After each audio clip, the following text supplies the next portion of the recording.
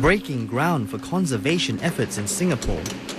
Ever since the BKE or Bukit Timah Expressway was constructed more than 20 years ago, animals in the Bukit Timah Nature Reserve and the Central Catchment Reserve have been separated from each other.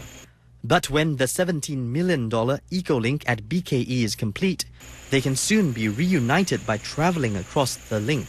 It is something we will track to see in terms of the transference of wildlife, fauna, flora, insects and so on. We are looking at other potential projects as well, but the forms can take many different ways. Sometimes even a narrow strip, like small birds, they don't need huge strips, they just need plants along the way that can flit from tree to tree, and that allows a certain connectivity, just as with butterflies and so on. That expanded habitat will have the ability to sustain a larger population of animals. The other thing is if you have two fragments and animal populations on either side, each one is more vulnerable on its own, but you bring them together and that gives more resilience to the population. While conducting plant and animal surveys using tools like this camera trap, NParks volunteers rediscovered some animals, like this Malayan porcupine, last seen 40 years ago.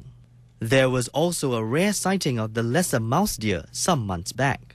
After the link is complete in 2013, public access will be restricted for the first few years, while ecological monitoring continues to assess its effectiveness as a wildlife corridor.